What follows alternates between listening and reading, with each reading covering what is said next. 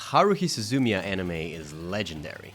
But did you know there is a forgotten Nintendo DS game that expands the story in many interesting ways? Just like many popular Japanese anime series, the Melakony of Haruhi Suzumiya started as a light novel. Adopted into an anime series between the years 2005 and 2009, the series became one of the most popular ones of its time and defined a generation of anime goers.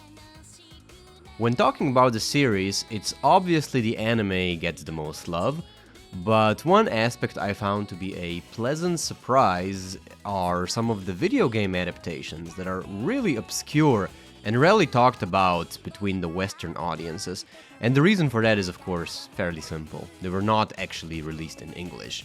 None of the Haruhi games were actually ever officially translated into English. So since most of these games are kinda text heavy, playing some of them is either nearly impossible or just pointless.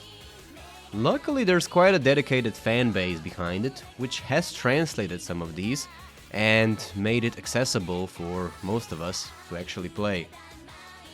The game I will be looking at today is called Suzumiya Haruhi no Chokuretsu. Apologize for pronunciation. The Series of Haruhi Suzumiya would be how you would say it in English. It's mostly a text-based game, composed of still images mixed with text below it.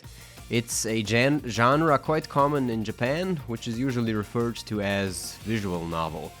Probably another reason why this wouldn't get a Western release, since it's not really a popular kind of game here. The odd title refers to the fact that the game is composed out of multiple different stories. There's basically 5 episodes, which seem to take place in chronological order, but are each a story for itself, just connected. So basically just like an anime series, which is composed of different episodes. It's the same. The story takes place during the summer holidays, right after the Mysterious Island episode.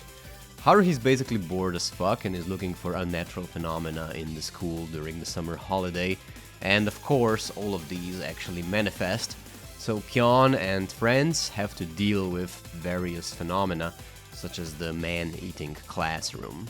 Now, being a visual novel, the gameplay is pretty straightforward. You mostly just read, tap the screen to reveal more text. You can press the L button once in a while to hide the text and appreciate the pretty artwork behind it. Sometimes the protagonists will split into groups and the game will allow you, the player, to choose how the team will split up. This will of course affect the interactions, giving the story some more interactivity and at the same time give it some additional replay value. The main actual gameplay element is this little puzzle game. Basically because Haruhi's wishes create supernatural anomalies, Kyon has to clean this up using Magic Broom in sort of a mini-game which is similar to a Minesweeper game. Basically, you walk around the room and you search for magic points while racing against a timer. The timer is represented by Haruhi running towards you. Once you find them, you basically swipe on the screen to wipe them away, and it's also an example of how the game uses some of the DS features, in this case the touchscreen, which is hard to believe today but was kind of a novelty at the time. There's special event cards you can use. These play both a role of a simple gameplay mechanic, which basically slow down the clock, but they also expand on the story and add a little bit of a comedic element to it because they trigger short cutscenes. It can take a little while to grasp all of the mechanics, like for example using the character abilities. These are really simple, easy to use, you just tap them on the touchscreen. But the game doesn't always make it super clear, and because you're going against time, you're obviously a little bit nervous about it, and you can also win without it, so because of that, it's easy to skip it. I was kinda lucky because the translator of the game was watching my videos and told me about it, so thank you, I wouldn't know otherwise.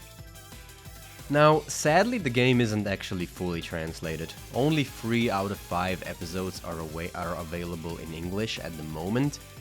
This is understandable because a project like this takes quite insane dedication. The technical aspects themselves are far from easy, and also translating itself is a massive undertaking. It's not just because of the sheer amount of text, which is natural for a text-based game, but also because the text has some kind of complex themes to it. It goes all the way from science, paranormal, to the nutritional value of meat. Now, what is translated and made publicly available so far is all done really well. Now, even the songs are translated. They come with on-screen karaoke, and with such catchy tunes, you will have to resist not to sing along. Many of the graphics, such as the delicious meat sign here, was also translated and edited. It really shows how much effort went into the project. This whole concept of fan translation I always found very fascinating. Because, it's quite incredible that we have so many instances of both individuals and collectives working so hard together just to be able to share the works they love with the rest of the world without actually really getting much in return for it, just doing it for the work itself. We could explore the concept more in some other time, but for now it's just important to realize that a project like this is not something you should take for granted and self-evident, but it also has to be made clear at the same time that I obviously only played the translated portion of the game. As the story progresses, Kyon will finally mop all the floors. Haruhi will go on to seek new adventures. What makes the game good, in my opinion, is the content itself and the way the content is presented in a very authentic way. Now, the songs and the voice-acted parts, which are part of the game, are all done by the original cast.